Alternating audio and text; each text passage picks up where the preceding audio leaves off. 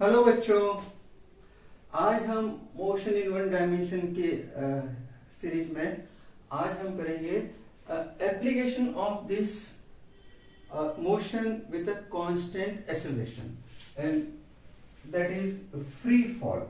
आज हम बात करेंगे फ्री फॉल के बारे में।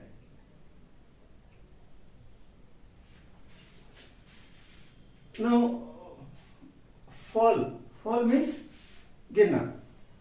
I throw this pen, it is a falling, so this is a free fall. अगर मैं आपसे ये कहूं कि इसको मोशन को डिस्क्राइब कीजिए, that means in how many dimension this motion is? It is only in a vertical dimension. So as long as I throw this in a vertical dimension, it is a free fall. Okay. Now free fall is not always falling from the top. It is not falling from the top. It is also free fall like this. You throw the thing और वो वापस जाके at the end of the day वापस नीचे आती है. So that also is a free fall. So that is the definition of free fall. What is this? This is the vertical motion. Vertical motion under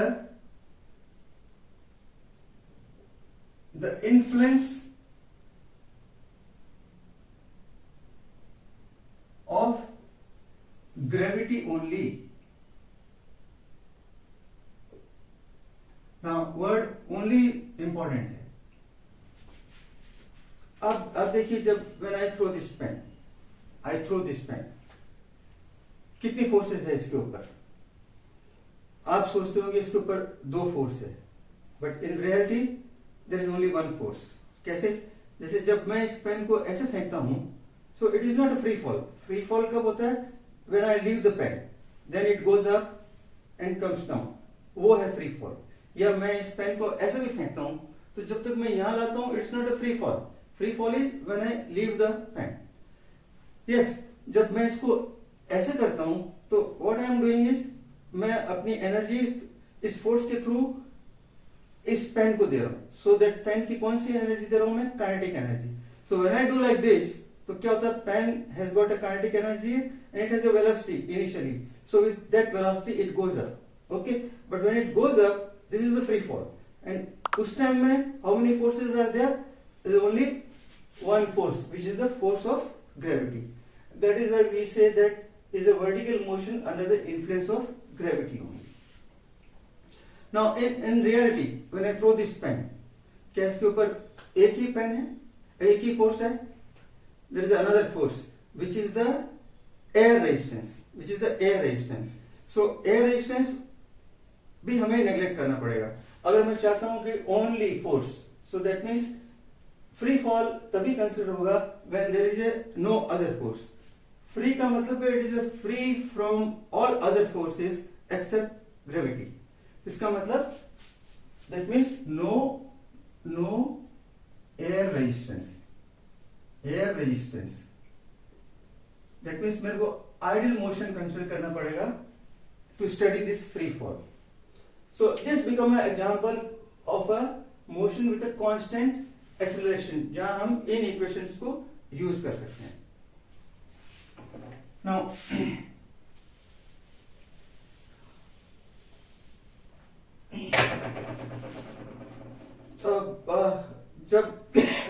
जब motion, जब ये pen है, जब pen ऊपर जाता है, तो आप क्या नोटिस करते हैं? स्पीड क्या होती है? रिड्यूस होती है, एक जगह जाके रुक जाती है, and then the speed increases. So to understand this better, मैं आपको एक एग्जांपल से समझाना चाहता हूं, और उससे पहले आपको दो कंसेप्ट समझना जरूरी है। वो कंसेप्ट है, पहला कंसेप्ट है, जैसे मान लीजिए हम कहते हैं एवरेज वेलोसिटी। हमने कैसे डिफाइन किया था? Average velocity which was delta x by delta t. Okay, now अगर मान लो मैं आपको कहूं कि आपकी कार में जा रहे हैं और at some time it is velocity is 10 metre per second. Okay, और एक कुछ और अदर टाइम पे मान लीजिए this is 20 metre per second. 20 metre per second, और थर्ड टाइम में मान लीजिए वेलोसिटी हो जाती है 50 metre per second. So this is your v1, this is your v2, this is your v3। अगर मैं आपसे पूछूं कि यहां से लेके यहां तक कार की एवरेज वेलोसिटी क्या होगी, तो जनरली स्टूडेंट्स आंसर देते हैं v average will be equal to v1 plus v2 plus v3 divide by 3। ये आप जनरली आंसर देते हैं, बट ये गलत है। Average velocity is not the algebraic और arithmetic average of the individual velocity. It is not v1 plus v2 plus v3 by 3 or v1 plus v2 plus v3 plus v4 by 4. क्यों? क्योंकि average velocity हम कैसे define करते हैं? Delta x by delta T, displacement over time. तो that means अगर मुझे इसके बीच में रियली एवरेज वेलोसिटी जानना हो तो मुझे यहाँ डेल्टा x1 चाहिए, x2 चाहिए, x3 चाहिए and the time interval. So that means this is wrong. मैं पता नहीं लगा सकता unless I get the information about the position. So ये तो in general था, but in a special case, this is allowed. In a special case, what is that special case? If your acceleration is constant, if a is equal to constant,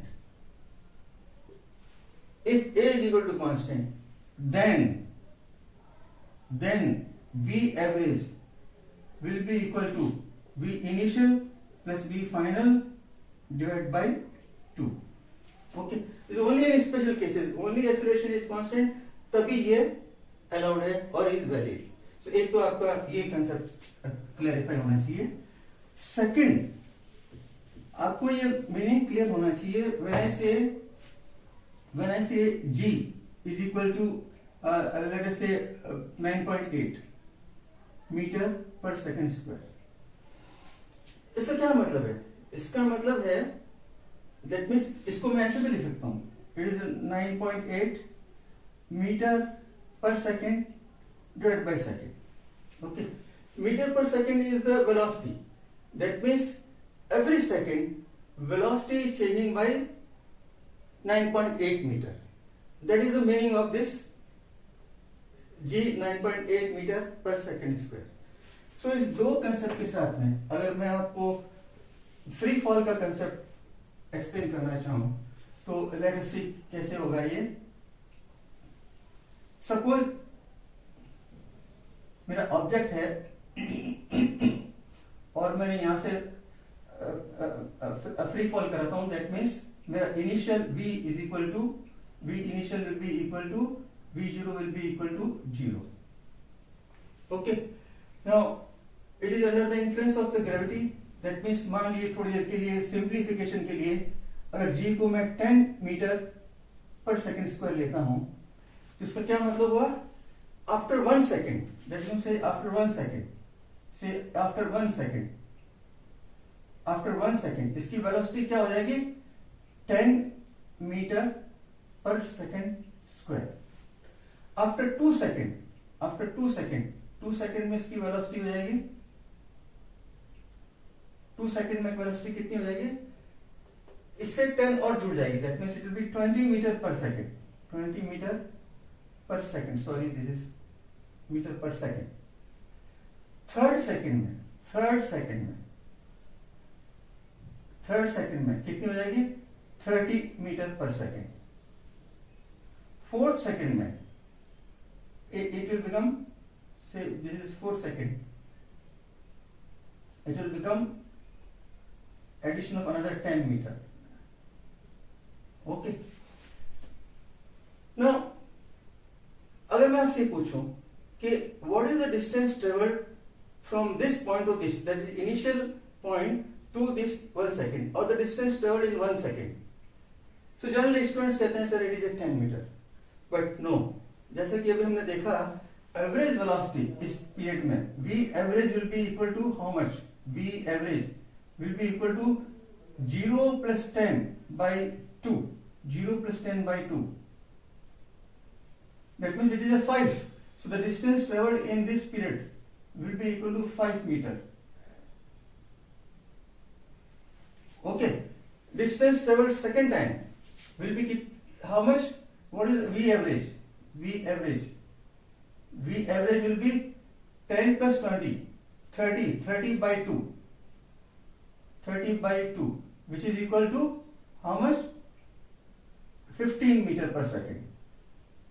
That means the distance traveled second time will be equal to 15 meter. First second, second second, third second. It is what is the V average? 25 meter per second. So the distance traveled will be equal to 25 meter.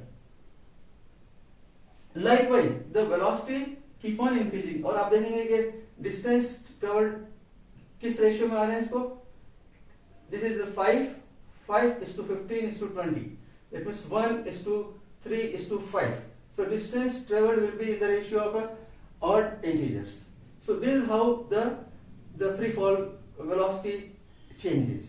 So with this concept हम क्या देखते हैं कि when you throw the object, और इसी ratio के अंदर वो आपका when you throw the object up, the velocity will reduce. So with this concept, what we observe that when we throw the object up, the velocity decreases, it becomes 0.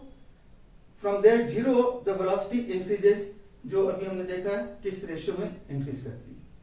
Now coming back to this free fall, जैसा कि हमने कहा कि acceleration is constant. If I ask you the question, acceleration, जब मैं ball को ऊपर फेंकता हूं, जब या ऑब्जेक्ट को ऊपर फेंकता हूं, तो एक्सेलरेशन क्या होता है? इंक्रीज होता है, डिक्रीज होता है या कांस्टेंट रहता है? अगर आप इंक्रीज या डिक्रीज कह रहे हैं तो दैट मीन्स आप इस वेलोसिटी या स्पीड की बात कर रहे हैं. Acceleration is there because velocity is changing, so acceleration is there, but acceleration is constant. Why it is constant? क्योंकि आपने देखा होगा कि हमने ऊपर क्या लिखा था? It is due to the one force, gravitational force. So there is only one force. So therefore acceleration has to be a constant. So with this, that means A is constant. A is constant. Now A is constant and its value we know it is 9.8. 9.8 meter per second square. Now आप बताइए, जब मैं ऊपर फेंकता हूं pen को, so which way the acceleration is? Which way acceleration is? Acceleration is towards the down, because जैसा कि हमने देखा है acceleration is due to the one force and gravity is always down. It is due to gravitational force and gravity is never up. क्या आपने देखा कभी चीज को ऊपर जाते हुए? लेकिन मैंने क्वेश्चंस कई बुक्स में देखा है कि वो लोग जी को प्लस, कभी प्लस ले लेते हैं depending upon the direction of velocity, कभी माइनस ले लेते हैं, but that is wrong. Acceleration is always negative and therefore आपको हमेशा a has to be taken a minus sign, because acceleration हमेशा डाउन एक्ट करता है. So acceleration will be always minus 9.8. सो now we have defined the free fall. इस basis पे अगर मैं मेरे जो कांस्टेंट एक्सेलरेशन की इक्वेशंस जो हमने पिछली दफे देखी थी, अगर उसको इसमें अप्लाई करना चाहूं तो I have to little bit modify the equation. और मॉडिफाई करने से पहले let me clarify one thing. ये जो इक्वेशंस थी they were on the X axis. When I said v1 means velocity on the x axis. But here there is no x-axis. My motion is up and down. So इसका मतलब क्या हुआ? मुझे up velocity positive लेनी पड़ेगी, down velocity negative. So when I say v1 means it is a v1 on the y-axis, velocity on the y-axis. Similarly, when I say acceleration, so acceleration also is on the y-axis. So I call it a ay. Acceleration will be the ay, and which is equal to minus 9.8. Or you can say it is a or you can say it is a minus g. Okay. Similarly, the delta x, this is the displacement on the x-axis, but here you have got a y-axis. So y-axis पे मैं क्या करूँगा? I'll change it to delta y. So मुझे सिर्फ इस इन equations को modify करनी है depending upon the sign convention जो अभी हमने डिस्कस किया. So your acceleration becomes minus g, your delta y delta x becomes g becomes delta x become delta y. So with this modification, these are the three simple equations for the free fall. They are similar to this, only with the change in the sign. Now sign के बारे में आपको ध्यान रखने की जरूरत है कि how do you take the sign convention. हमने डिस्कस किया था, तो एग्री किया था कि x एक्सिस पे when towards positive side is towards this side and negative is towards the this side. So यहाँ पे क्योंकि right side left side नहीं है, what is there? So if the object is going up, that means you call it a positive V. Okay, simple. And when the project, if you see the object is going down, then it is a negative velocity. This is down. Okay, ये simple thing जो हमने वहां पे उसी हिसाब से हमें sign convention लेना है depending upon whether the object is going up और it is coming down. So ये तो हो गया वेलोसिटी का sign convention, but most important is the about the displacement. यहाँ देखिए जैसा कि हमने डिस्कस किया था, here displacement is not the height. Displacement will be equal to height if there is a no turning. अगर मोशन में टर्निंग है तो the displacement is not equal to height. और कैसे इसको डिस्प्लेसमेंट को आप कैसे साइन कन्वेंशन देंगे, I'll just explain. डिस्प्लेसमेंट के लिए आप क्या करिए, you take a level. That means मान लीजिए this is your initial level. This is your initial level, and that is you have got a V1 here, and this is your final level. V final. That means you're pointing towards the final is the up. So इस case में आपको क्या लेंगे, delta y will be equal to positive. Okay. So if this is my level and finally the object is here, I am pointing up, so it will be positive. Second क्या हो सकता है, suppose my initial level is here, this is my V1, and let us say if I throw a ball, it goes and comes like this. Suppose it is ground, and मान ली मेरा measurement point is here, V2 is here. That means I throw this pen, and it comes, and when it is here, let us say I started from here, and when pen comes over here, then where is my final location? Final location is below the starting level. So it is a minus delta. So if it is like this, motion is like this, then this is your minus delta y. And ध्यान रखिए, the delta y will be the equal to this distance, not the whole distance. This whole distance is the d, which is not given by this equation. ये delta y d के बराबर तभी होगा when you separate this motion here, और आप यहाँ से यहाँ अलग इक्वेशन लगाए, यहाँ से यहाँ अलग इक्वेशन लगाए, then only it is delta y is equal to your height or the distance. So this is how you can follow the sign convention about the delta y, that you decide from a level and see where is the final location of the object. Now there are the simple thing. So what can go wrong in this question is only the sign convention. Now बहुत simple मैं आपको जो आपके course में है, we have got a simple type of motions which is only either object is falling down or the object you are throwing from the ground. So अगर मैं आपको वो explain करने की कोशिश करूं, so let us see case 1. So if I take case 1, when the object is falling down. So when the object is falling down, your v1 is equal to 0, object is coming down like this. Okay, v1 will be equal to 0, and let us say any time where this is your v2. मान लीजिए मैं calculation कर रहा हूं when the object is falling from v1 to v2 covering a height of h in time t second. Okay, so इस case में क्या होगा, आपका v1 will be 0. अगर मैं इस इक्वेशन में रखता हूं तो v1 will be 0.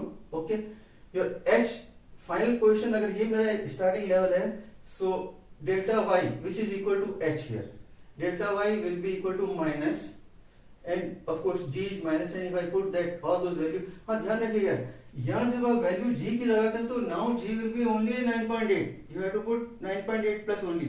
एक और साइन g का मत लगा दीजिएगा, otherwise तो it will give a wrong answer because I have already incorporated the sign of the g here. Okay, so g का हमेशा आपको इधर 9.8 ही लिखना है. So अगर मान लो ये मेरा मोशन है, इसको जब मैं आप इस इक्वेशन से डिस्क्राइब करूंगा तो मेरी ये जो फ्री फॉल की जो तीन इक्वेशन है वो फाइनली क्या बन जाती है, I will write it here, will be equal to v2 equal to gt. This is your equation 1. Okay, second will be your h is equal to 1/2 gt square, and third will be your v2 is equal to root 2 gh. Okay, now ये आपकी तीन final equation हो गई. आपको देखिए अगर कोई भी पैरामीटर दिया है तो आप दूसरा पैरामीटर निकाल सकते हैं. जैसे फॉर एग्जांपल मैंने एक टेबल बनाई है. लेट अस से अगर आपको time is given, t is given, this is equation 2, this is equation 3. If t is given, then equation 1 and 2 से आप क्या निकाल सकते हैं? If t is given, then equation 1 and 2 से आप निकाल सकते हैं v2 निकाल सकते हैं which is equal to gt. और क्या निकाल सकते हैं आप निकाल सकते हैं h is equal to 1/2 gt square. Okay, this is the one scenario. Second, suppose मान लो आपको h is given,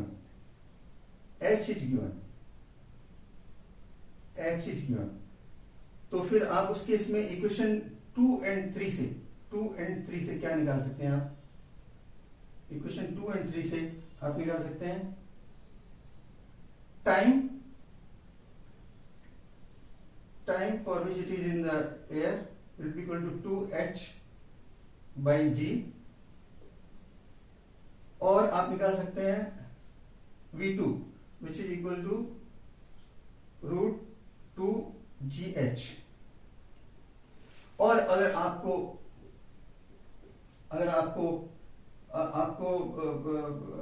v2 दिया हुआ है, v2 is given, put it this way,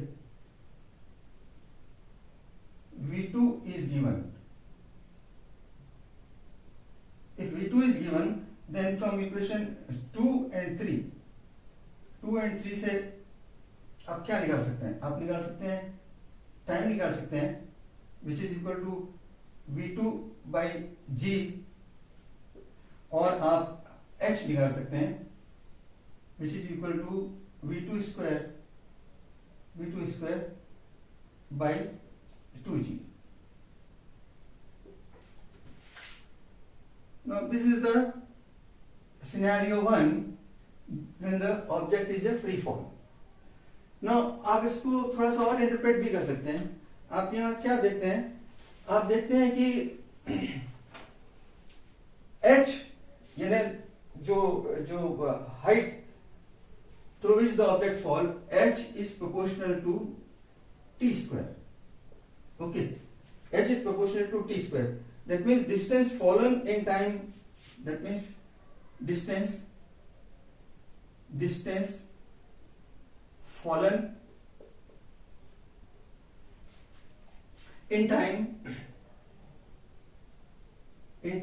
say for example t or 2t or 3t etc. will be in the ratio, कौन सा ratio होगा इसका, will be in ratio 1 square t square यानी 1 square 2 square 3 square. ये हमने अभी आपको उसमें एग्जांपल में भी देखा था. That is the one information you can draw from here. अगर आपको कोई पूछते हैं what is the distance fallen in the nth second, so distance in nth second वो कैसे निकालेंगे आप, will be equal to the distance in, will be equal to 1/2 g n square minus 1/2 g n minus 1 square. Okay, that means which will be equal to 1/2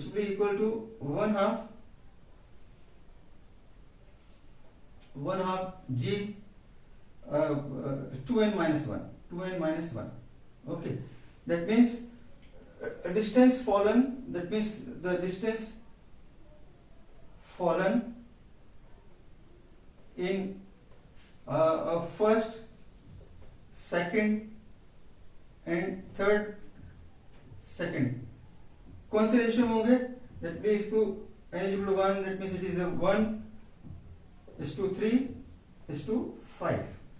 Okay, this is just a conclusion from this. जो कभी आपको short question आता है तो you can find out from this. So this was the case when the object is freely falling from the top. और अगर आप इसमें ग्राफ भी बनाना चाहें, कभी कभी बाई चांस ग्राफ भी आ जाता है, तो अगर मैं इसमें looking to this, how will the distance fallen h का अगर मैं ग्राफ भी बनाना चाहूं टाइम के साथ में, so how will that look like, it will look like something, because square of time square, so it will be something like this. This is your what you call h in meter. याद रखिएगा, the delta y has become now h because it is in the motion is without any turn. So this is your h. अगर आप velocity का भी निकालना चाहें तो how will that look like, because g is constant, so that means इसका slope should be equal to tangent theta. If this is theta, then tangent theta should be equal to g. This is, अगर मेरे को velocity और time का graph draw करना है तो it should be something like this. So this is for your just knowledge. Now we take a second case. Second case में क्या होता है, क्या हो सकता है कि you are throwing the object. That means this is your initial velocity up, v1 is up, the object goes here, and again मैं same comparison के लिए I will take the same. That means h height पे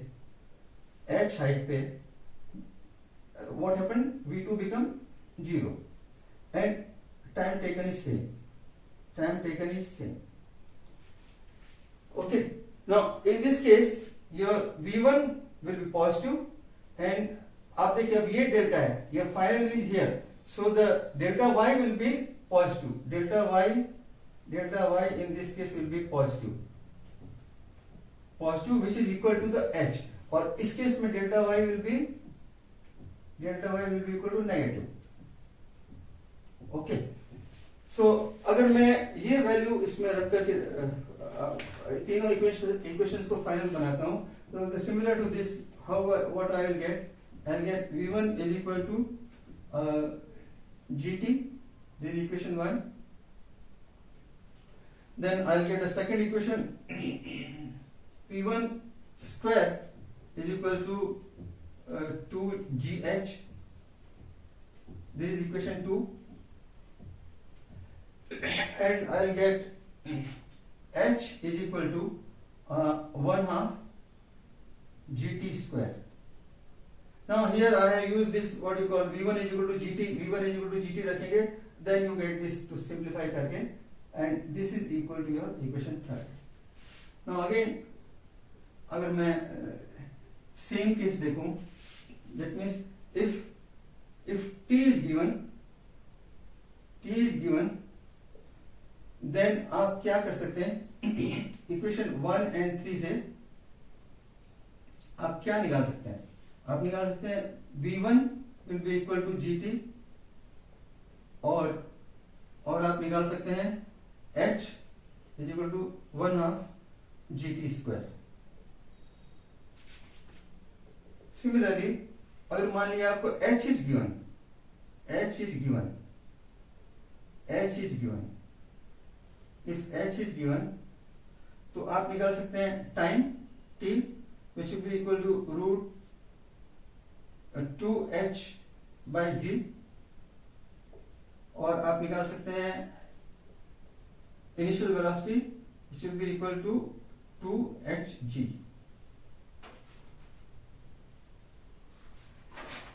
और अगर आपको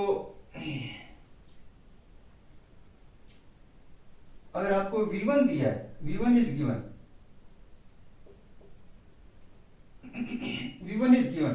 तो आप कौन सी इक्वेशन यूज करके, इक्वेशन 2 and 1 यूज करके क्या निकाल सकते हैं, आप निकाल सकते हैं t which is equal to v1 by g, और आप निकाल सकते हैं height which will be equal to v1 square by 2g.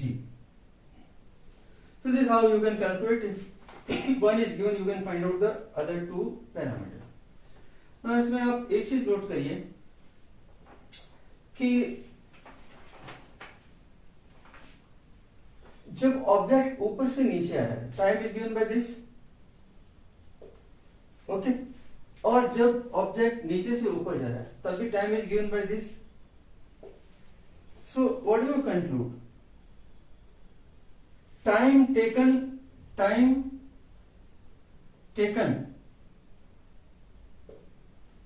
to go up is same as time taken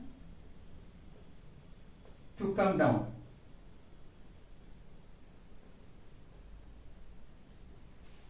That means if all parameter height etc is same, तो जब मैं इसको किसी ऑब्जेक्ट को यहां से या नीचे फ्री फॉल में छोड़ता हूं तो time taken to reach height is same as that if I give a same velocity here, जो इसकी v2 है सेम, तो it will take the same time to reach to the zero velocity.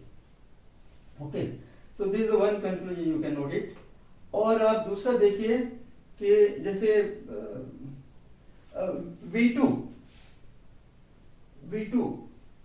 V2 is this, okay, and V1 is this. V1 and V2 are equal.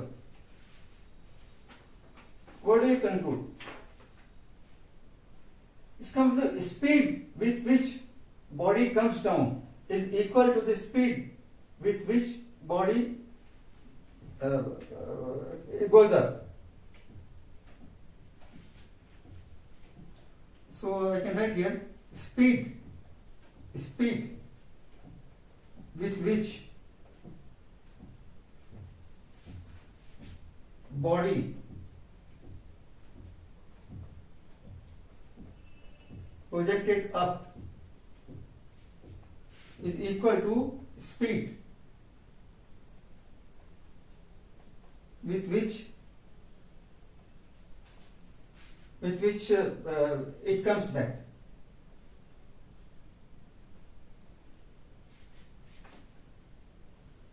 Comes back where?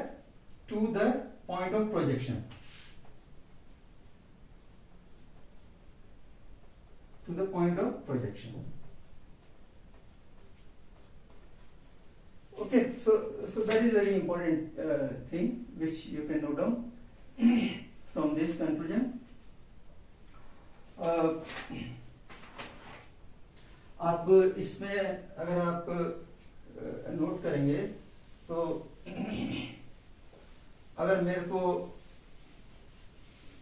आप देखेंगे from this, अगर आपको ये graph, that means इसका अगर graph draw करना है, that means this will be the, अगर मैं ग्राफ ड्रॉ करूं से h, when the body is projected up h, so it goes from here, or this point is given by your v1 square by 2g, that means v1 square by 2g पे the velocity will become 0 and then it will follow the same, जो अभी हमने देखा उसके हिसाब से this should be the curve of h versus t in second, h is in meter. और जो कंक्लूजन अभी हमने अगर वेलोसिटी का, अगर मैं ओवरऑल देखूं, जैसे वेलोसिटी का ग्राफ कैसे दिखेगा आपको, तो दैट मीन्स अगर मान लीजिए मैंने, अगर मेरा ये 0 है, this is v plus, this is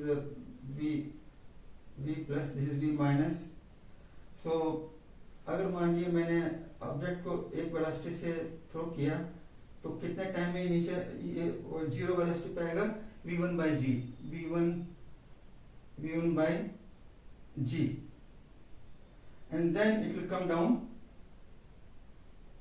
down, और ये time will be equal to आपका 2v1 by g.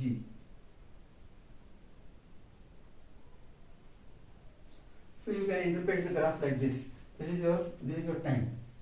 This is your time in second. So this was all about the free fall. और with this हमने theory part पूरा cover कर दिया motion in one dimension का. Next class हम इस पे कुछ प्रैक्टिस प्रॉब्लम लेंगे, सो दैट आपके कंसेप्ट और भी क्लियर हो जाए. और अगर आपने मेरे मोशन इन वन डायमेंशन के मोशन के सारे वीडियोस देखे हैं, इंक्लूडिंग जो मैंने इंट्रोडक्शन टू डिफरेंशियल डाला था, प्लस मेरे जो प्रॉब्लम्स हैं वो देखेंगे, तो I am sure you can master the topic. Now before I close, मेरी दो एडवाइस. एक तो आप आज के लेसन से देखिए कि what is the new thing you have learn, note down करिए. और second, subscribe the channel. Okay, thank you.